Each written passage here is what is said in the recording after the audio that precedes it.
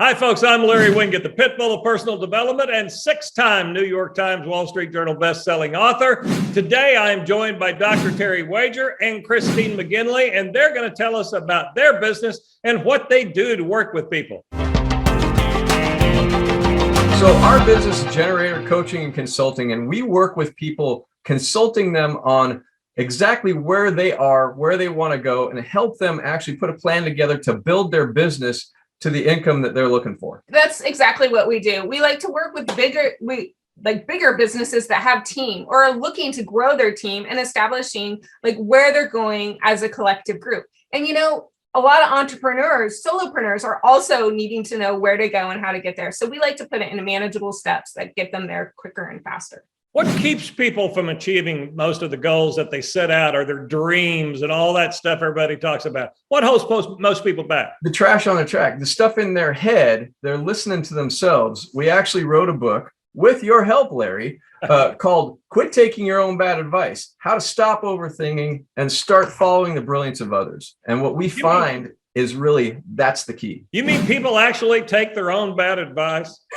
Constantly.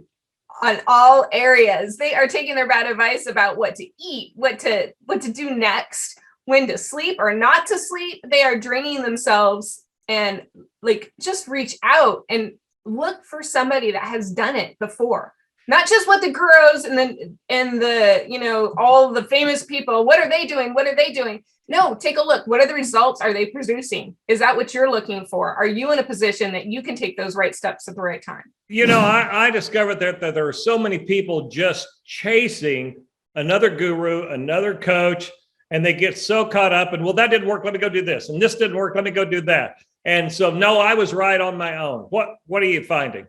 One of the things that I see is people are so busy chasing some possibility that they don't stop and intentionally look at what they're looking for, what they really want in their life, and the steps to get it, and then find somebody who's done that to teach them how to do it. Dumbest thing in the whole world is that people won't do that. Just stop and look at where you are, and then find somebody who's actually created the results that you want, and ask them or hire them or please pay them. That's what we did when we joined the program that you taught us how to write a book, how to speak from stage, how to really start from your own point of view, and everything else will follow. And when we actually got that, it made so much sense. And so that's what we teach now. We don't teach point of view. We just teach how to become clear on where you are, where you want to be. Why don't people have that kind of clarity about even where they are? I mean, they're living in it every day. Why are they so unclear when they're right in the middle of it? I honestly think it's because they're so busy listening to their own head about what might happen, and they're living emotionally instead of intentionally. Yeah. So the way I talk about emotion, and that's one of my little bailiwicks, if you will. Is that a jargon word? I don't know, probably. Anyway, the idea is that our emotions are unconscious and they guide everything we do. But if we're not aware of them and we're not sure what's going on with us, we're going to follow whatever emotion is that's going on. So we got to get really paying attention to our emotions, put them in the right order. And we talk about in our chapter in the Business Boost book we just had come out, the idea that mindset is a distant third. We have an emotion set, an action set that actually helps us have the right mindset. People focus on their mindset so much they're going bouncing around because they're triggered. Terry and Christine, you just created total blasphemy in the world of personal development, self-help, and coaching, and you know it. Because you didn't put mindset as the end-all, be-all, cure-all to everything. Yeah. Explain more about why it's a distant third.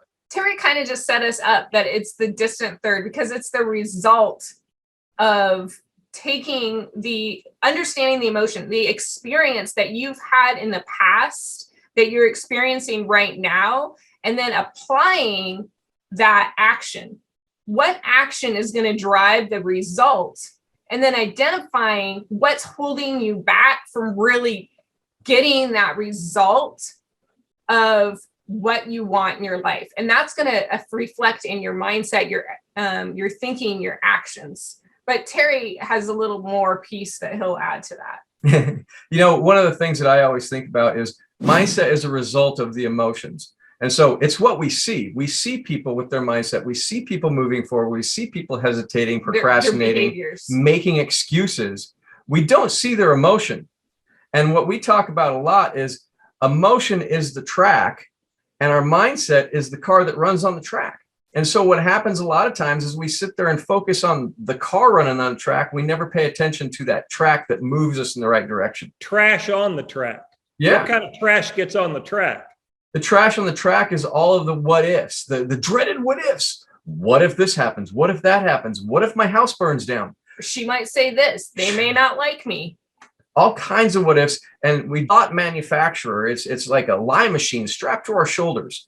And I talk about that all the time is we have this lie machine strapped to our shoulders. It's our head, and it comes up with random ideas that tell us what are going to happen. And if our emotions are getting triggered every time, we're everywhere. Don't you believe that we put all that trash on the track, or at least most of it ourselves? 100%. One of the things that I really loved about when I first met you and started listening to you is you are all about personal responsibility. And so am I. It's our responsibility to identify what's going on with us and clear it up. Nobody else is going to do it for us. And all of our problems come from not taking responsibility for our own emotions, for our own actions, and for whatever else is going on in our own lives. The only one that can take care of it is us. Give me some idea of how you work with someone, the process you take them through. In the beginning, it's really just a consultation around where you're at, where you want to be. And then, why do you want to be there? What is really going on that you want to be there? Who told you want to be there? Are you just making it up? Are you listening to your own bad advice again? Are you listening to somebody else's worse advice? And then when we get a clear idea where they want to go, we put certain steps into one, prioritizing what they want first, second, and third, how committed they are to those results. And then we put a plan of action for them to actually start moving towards it. Christine, is there an element of accountability when you're working with people? It's funny that you mentioned accountability because it's kind of the opposite of responsibility at times. So it's a personal accountability is personal responsibility. I think anyone that enrolls in coaching is looking for an aspect of accountability. And if just putting the bill out and paying for it is your accountability of getting your own return on ROI, that's great. We're here to help facilitate those people's growth because we've grown ourselves. We've taken our own bad advice at times, and it hasn't gotten us as far as when we invest in ourselves. And so that investment of, throwing down the hundreds of thousands of dollars to learn the brilliance of others has proven for us to recognize when we are being brilliant and to serve that in our clients, our customers, and our businesses that we serve. It's bringing that value that we've learned and embracing it for our clients and customers. So how are you seeing the people who do come to you? How do you see them suffering the most right now from all the things they're doing? How's that showing up in their lives and their business? Really, it shows up with stress. It shows up with hesitation, procrastinating. And then what they end up doing, instead of actually just taking action, they end up starting to beat up themselves. They start telling themselves excuses and little stories that they're going to do it tomorrow. A lot of them are living by the plan of hope, and hope is a really bad plan. It really takes the inner game and the outer tactics. And a lot of people just have the outer tactics and they're not working their inner game, their inner responsibility that really is that center of their success. And that's where we like to focus. If I'm understanding what you're saying, unless you do change the emotion side of it, unless you get this understanding of why you do what you do and why you even want what you want, actions alone, long-term, are not going to change your results. 100%. You'll just keep taking the same action over and over and over. And it's not about taking the action. It's about taking the right action at the right time. People are out there going, wow, hadn't thought of it just like this. And I'm sort of a contrarian, and I'm glad they're not all about the mindset stuff. And I think I might be interested. How would someone know if they were the perfect client to pick up the phone or go to your website or whatever and contact you? Easiest way to know that you're our right client is this made sense. Then after that, do you want different results? Do you want to see your income increase? Do you want to see your business start growing the way you want it to? Do you want to see yourself moving faster towards your goals? If those things you want and you're willing to do the work, then we're willing to work with you. I think that's one of the biggest pieces, is that you want more in life. You don't just want to, you're noticing yourself plateauing and something's in the way. And it's reaching out to find that there's more to it than just mindset. You have a growth mindset in your head, but you're not getting there as fast as you want to go. That's where you want to have a team like us helping you. Like, we're the dynamic duo. We bring two things to the table. We bring a lot more than two things. We bring two different perspectives. I was about to say, I've listened to you guys. You do a lot more than just two things and bring more than two things to the table. I like the fact that you do have two perspectives and two different ways of looking at what you agree is the common problem. Yep. But you look at it differently and approach solutions differently. So when people work with you, do they work with both of you? Yeah, That's a great question. It is a great question. And yeah, they work with both of us. Some of our clients work with me on certain things, especially if it's sales negotiation. I kind of do a lot of that. Getting the emotional part, believe it or not, that's me. And Christine is really helping them to look at how to do things easier, how to do things faster, how to get organized around things. And she does a whole lot more. You complicate it and she makes it more simple? Yes. You do know us. That's 100% true.